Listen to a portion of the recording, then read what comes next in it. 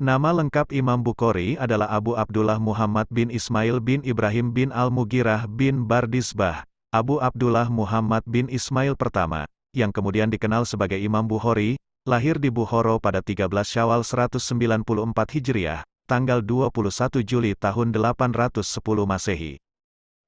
Cucu dari seorang Persia bernama Bardisbah, kakeknya, Bardisbah, adalah seorang Majusi, agama umatnya.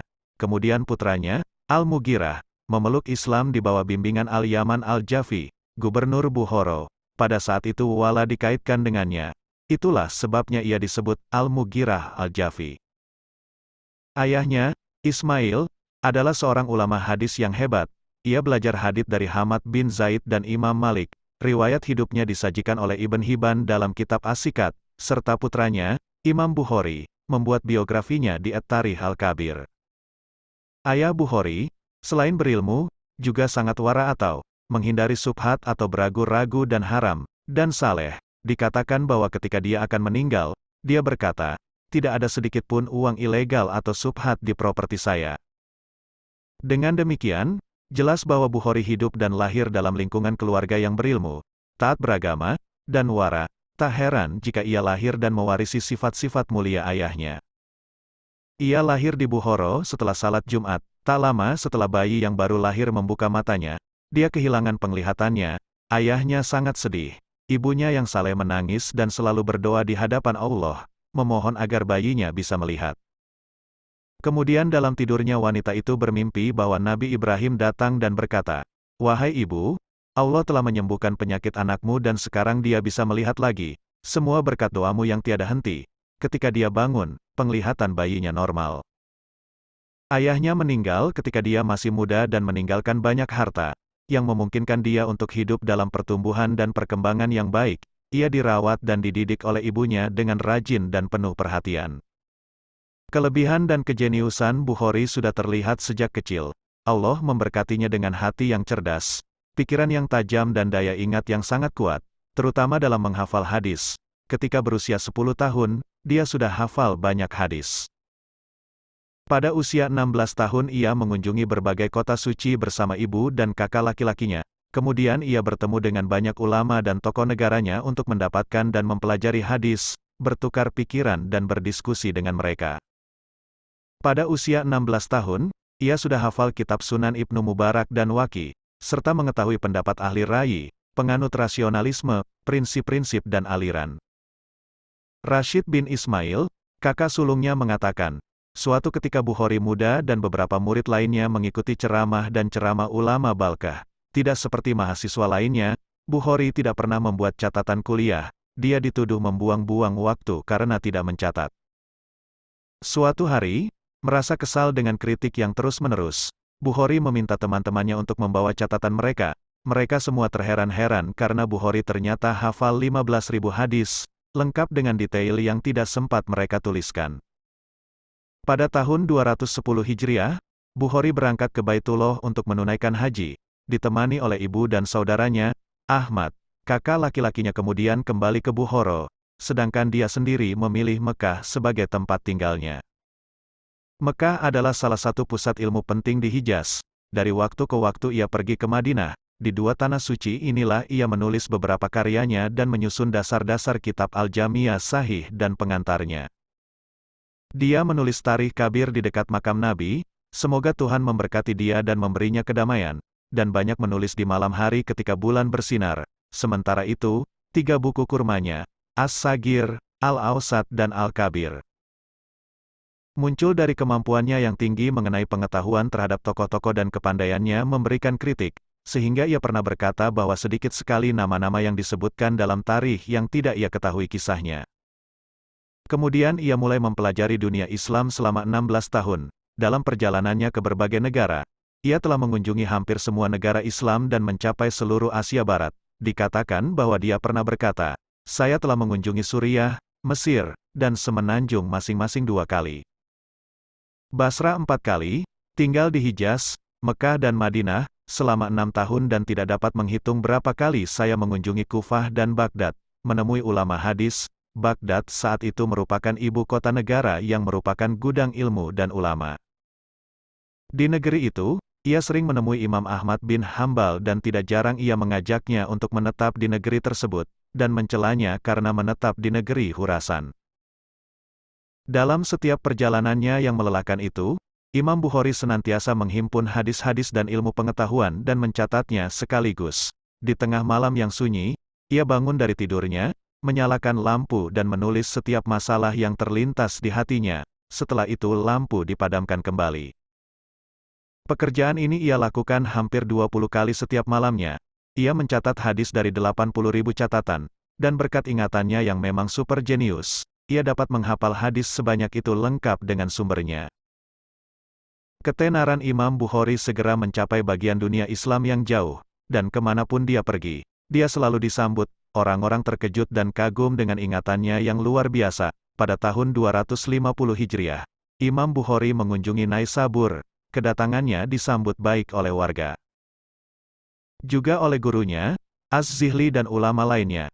Imam Muslim bin Al-Hajjaj, penulis kitab As-Sahih Muslim berkata, ketika Muhammad bin Ismail datang ke Naisabur, saya belum pernah melihat seorang bupati. Para ulama dan penduduk Naisabur memberikan sambutan seperti yang mereka berikan kepadanya.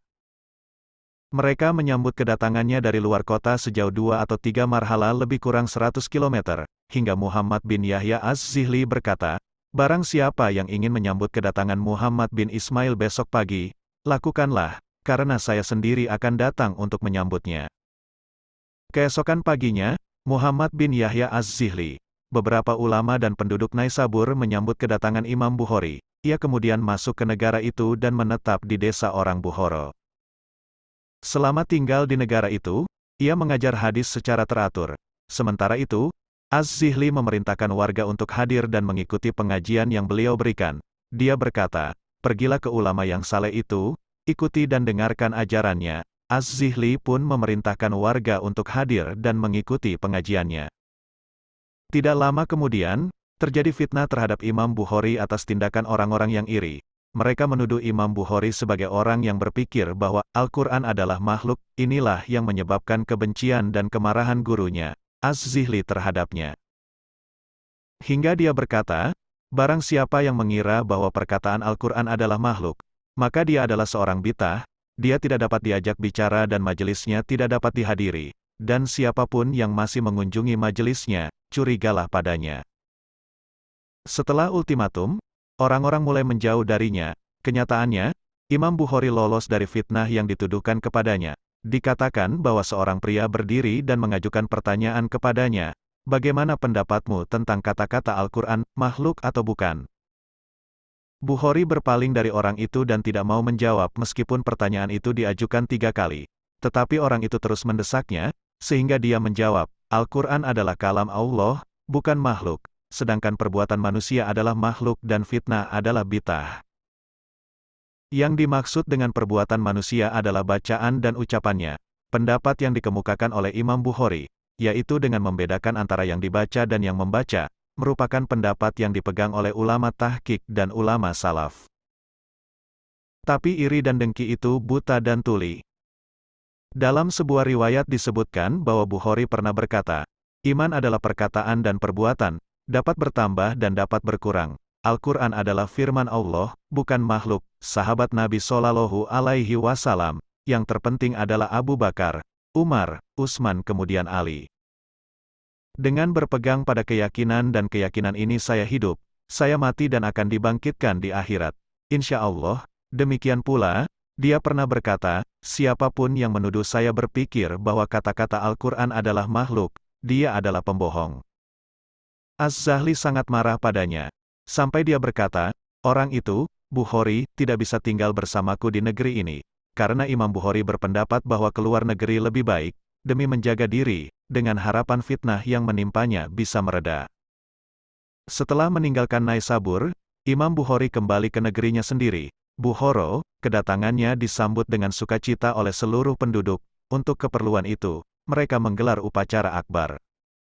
Mendirikan tenda sepanjang 1 farsah, atau lebih kurang 8 km, dari luar kota dan menebar dirham dan dinar sebagai wujud kegembiraan mereka. Selama beberapa tahun tinggal di negaranya, ia mengadakan majelis studi dan pengajaran hadis. Tapi kemudian badai fitnah datang lagi. Badai kali ini datang dari penguasa Bukhara sendiri, Khalid bin Ahmad Az-Zihli, meski alasannya muncul dari sikap Imam Bukhari yang terlalu mengagungkan ilmu yang dimilikinya. Pada saat itu, penguasa Bukhara mengirim seorang utusan kepada Imam Bukhari, agar dia mengirimkan dua karyanya, Al-Jami' Al-Sahih dan Tarikh. Imam Bukhari enggan memenuhi permintaan tersebut. Ia hanya menginstruksikan kepada utusan untuk menyampaikan kepada Khalid, bahwa saya tidak akan menurunkan ilmu dengan membawanya ke istana. Jika ini tidak berkenan di hati Anda penguasa, maka keluarkan larangan agar saya tidak mengadakan majelis studi. Dengan demikian, saya memiliki alasan di sisi Allah pada hari kiamat, bahwa sebenarnya saya tidak menyembunyikan pengetahuan. Mendapat jawaban seperti itu, penguasa marah, ia memerintahkan rakyatnya untuk melancarkan hasutan yang bisa menyudutkan Imam Bukhari. Dengan demikian, dia punya alasan untuk mengusir Imam Bukhari. Tidak lama setelah Imam Bukhari diusir dari negerinya sendiri, Bukhara, Imam Bukhari kemudian mendoakan yang buruk bagi Khalid yang telah mengusirnya secara tidak sah. Belum genap sebulan berlalu, Ibnu Tahir memerintahkan agar Khalid bin Ahmad dihukum, dipermalukan di depan umum dengan menunggangi kuda betina. Maka kehidupan penguasa yang menindas Imam Bukhari berakhir dengan kehinaan dan penjara. Imam Bukhari tidak hanya menuangkan semua kecerdasan dan ingatannya yang luar biasa ke dalam karyanya, yang paling penting, Sahih Bukhari, tetapi juga melakukan tugas itu dengan dedikasi dan takwa. Dia selalu mandi dan berdoa sebelum menulis buku. Beberapa buku ditulis saat makan bersama Nabi di Madinah. Imam Durrami, guru Imam Bukhari, mengakui luasnya wawasan hadis muridnya. Di antara ciptaan Allah pada masanya, Imam Bukhari mungkin yang paling bijaksana. Suatu ketika penduduk Samarkand mengirim surat kepada Imam Bukhari memintanya untuk menetap di tanah mereka, jadi dia pergi untuk memenuhi permintaan mereka. Ketika perjalanannya sampai di Hartan, sebuah desa kecil yang terletak 2 farsah sebelum Samarkand, dan ada beberapa keluarga di desa itu, ia berhenti terlebih dahulu untuk mengunjungi mereka. Namun di desa itu Imam Bukhari jatuh sakit hingga meninggal dunia. Beliau wafat pada malam Idul Fitri tahun 256 Hijriah atau tanggal 3 Agustus tahun 870 Masehi, dalam usia 62 tahun kurang dari 13 hari.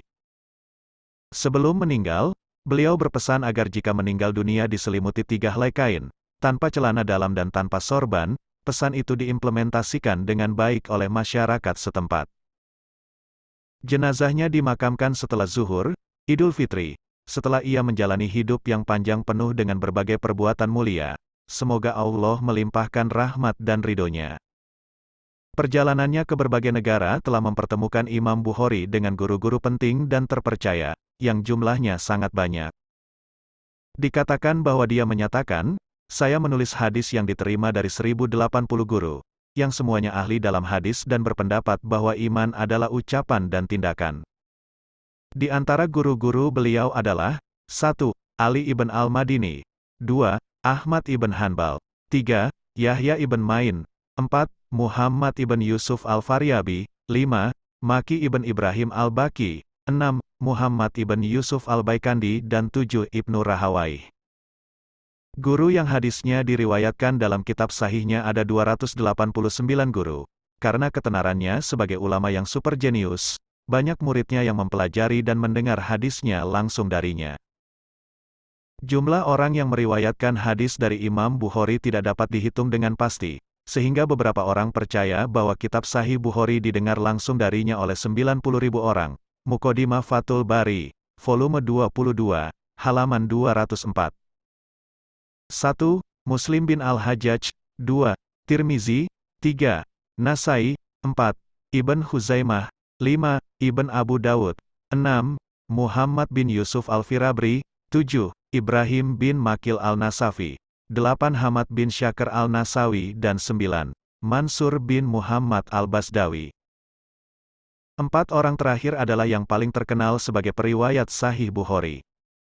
Dalam bidang hafalan, ketajaman pikiran dan ilmu periwayat hadis, juga dalam bidang bicara hadis, Imam Bukhari merupakan salah satu tanda kekuasaan dan kebesaran Allah di muka bumi ini.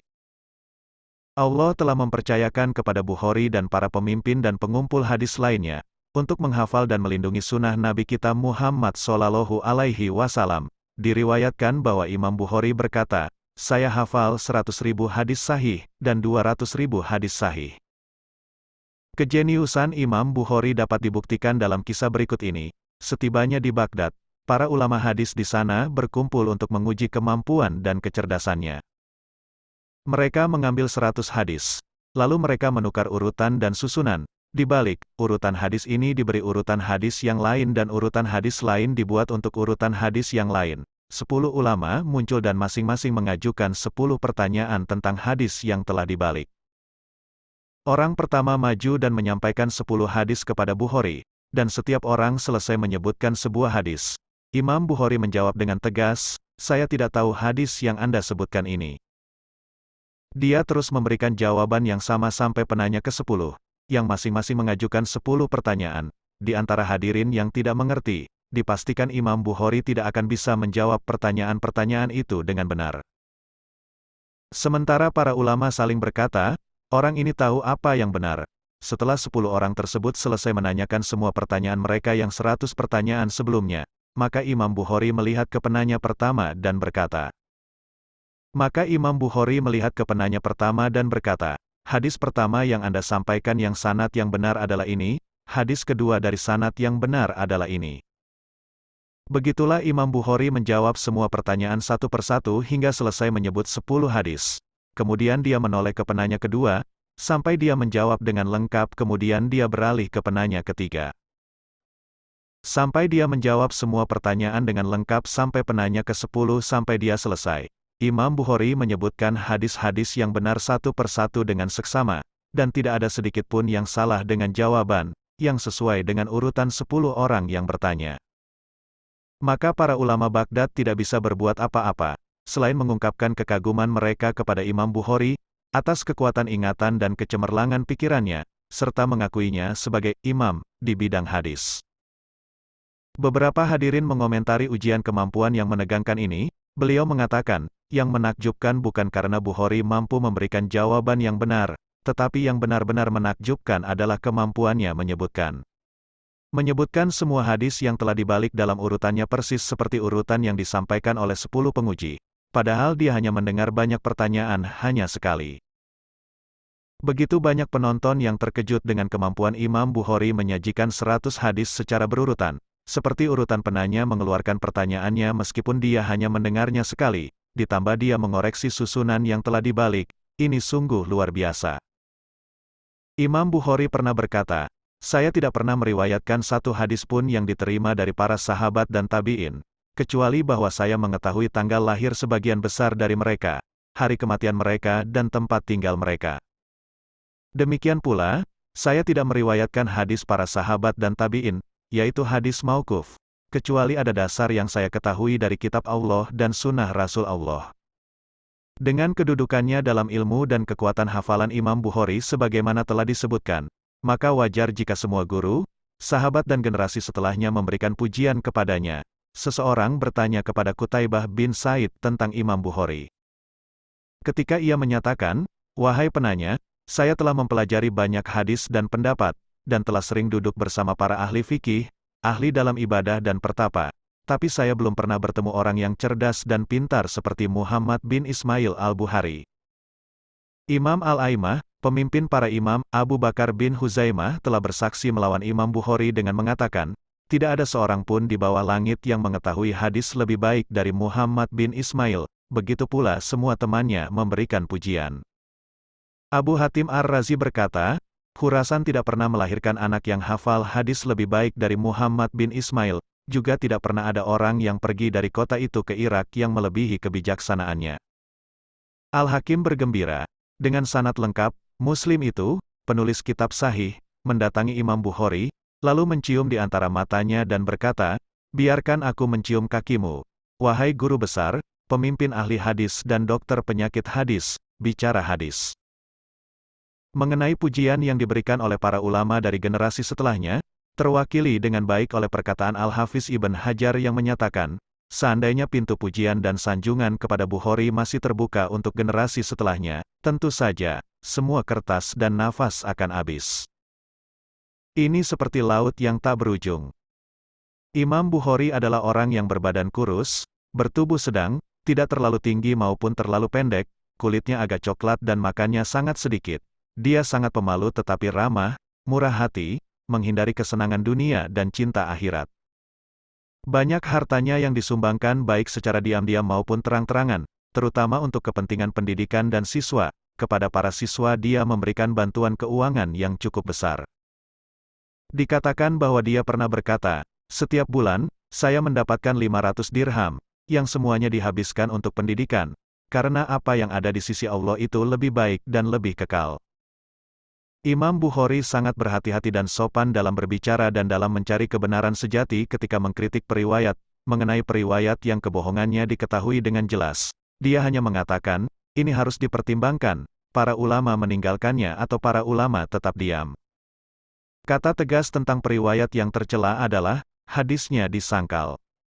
Meskipun ia sangat sopan dalam mengkritik periwayat, ia meninggalkan banyak hadis yang diriwayatkan oleh seseorang hanya karena orang tersebut ragu-ragu.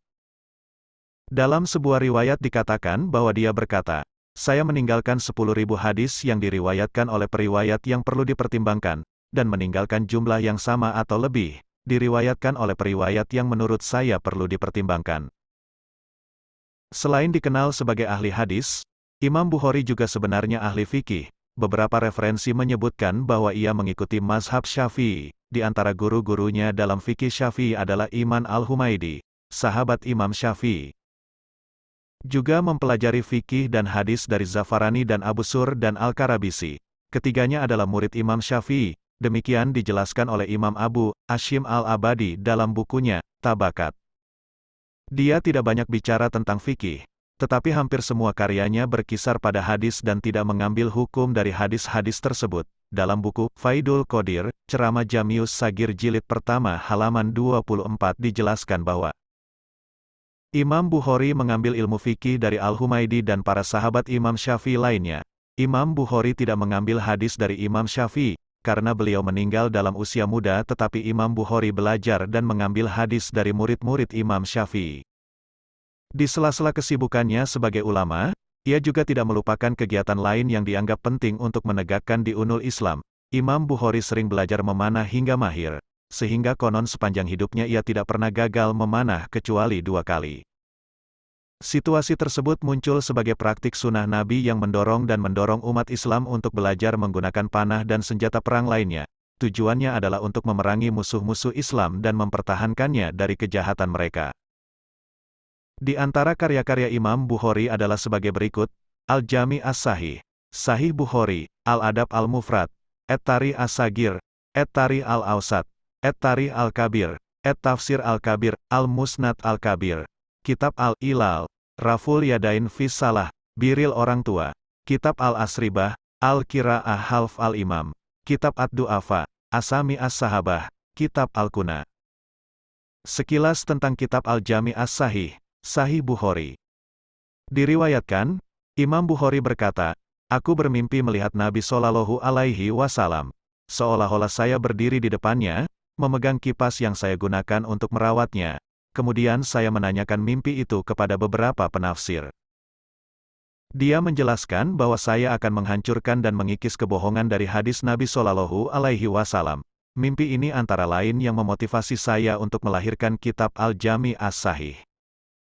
Dalam mengumpulkan hadis-hadis sahih dalam kitabnya, Imam Bukhari menggunakan kaidah-kaidah penelitian yang ilmiah dan sahih yang menyebabkan otentisitas hadis-hadisnya dapat dipertanggungjawabkan. Dia telah melakukan upaya serius untuk meneliti dan menyelidiki kondisi para periwayat, serta mendapatkan secara pasti keabsahan hadis yang diriwayatkannya. Ia selalu membandingkan hadis-hadis yang diriwayatkan satu dengan yang lain, menyaringnya dan memilih mana yang menurutnya paling sahih, sehingga bukunya menjadi batu ujian dan filter bagi hadis. Hal ini tercermin dalam kata-katanya, "Saya menyusun buku Al-Jami ini yang dipilih dari 600.000 hadis selama 16 tahun, dan dia juga sangat berhati-hati." Makna dari pernyataan tersebut adalah bahwa Imam Bukhari mulai menyusun pasal-pasal dan prinsip-prinsipnya di Masjidil Haram secara sistematis, kemudian menulis pendahuluan dan pokok-pokok pembahasannya di Raudah, tempat di antara waktu makan Nabi Shallallahu Alaihi Wasallam dan mimbar. Setelah itu, dia mengumpulkan hadis-hadis dan menempatkannya di bab-bab yang sesuai. pekerjaan ini dikerjakan di Mekah, Madinah dengan tekun dan teliti, menyusunnya selama 16 tahun. Dengan usaha yang demikian, kitab tersebut akan lengkap dengan segala faktor yang menyebabkannya mencapai kebenaran yang nilainya tidak terdapat pada kitab-kitab lain. Oleh karena itu tidak heran jika kitab tersebut memiliki kedudukan yang tinggi di hati para ulama, maka benarlah ia mendapat predikat sebagai kitab hadis Nabi yang paling otentik. Diriwayatkan bahwa Imam Bukhari berkata, "Aku tidak memasukkan dalam kitab ini Al-Jami' Sahih kecuali hadis-hadis yang sahih, dan saya meninggalkan banyak hadis sahih karena takut membosankan." Kesimpulan yang dicapai para ulama, setelah melakukan kajian yang cermat terhadap kitabnya, menyatakan bahwa Imam Bukhari dalam kitab sahihnya selalu berpegang pada tingkat otentisitas yang paling tinggi, dan tidak turun dari tingkat tersebut kecuali dalam beberapa hadis yang bukan merupakan bahan utama. Satu bab, seperti hadis mutabi dan hadis syahid, dan hadis yang diriwayatkan dari para sahabat dan tabi'in. Kitab Hadis Al-Jami' Sahih, Sahih Bukhari. Al-Alama Ibnu Salah dalam Muqaddimahnya menyebutkan bahwa jumlah total hadis Sahih Bukhari adalah 7.275 hadis, termasuk hadis yang katanya berulang, atau sebanyak 4.000 hadis tanpa pengulangan. Perhitungan ini diikuti oleh Al-Alama Syekh Muhyiddin An-Nawawi dalam bukunya, At-Taqrib. Selain pendapat di atas, Ibnu Hajar dalam Muqaddimah Fathul Bari Kitab Sharh Sahih Bukhari menyebutkan bahwa semua hadis sahih mausil yang terdapat dalam Sahih Bukhari tanpa hadis yang disebutkannya diulang sebanyak 2.602 hadis. Sedangkan hadis-hadis yang mualak tapi marfu, yaitu hadis-hadis yang sahih tetapi tidak sahih, mata rantai transmisinya tidak disebutkan, di tempat lain sebanyak 159 hadis. Semua hadis Sahih Bukhari mencakup 7.397 hadis berulang. Ada 1.341 hadis mualak, dan 344 hadis mutabi. Jadi, berdasarkan perhitungan ini dan termasuk yang berulang, jumlah totalnya adalah 9.082 hadis. Jumlah ini di luar hadis yang diberikan kepada para sahabat dan perkataan yang diriwayatkan dari tabi'in dan para ulama setelahnya.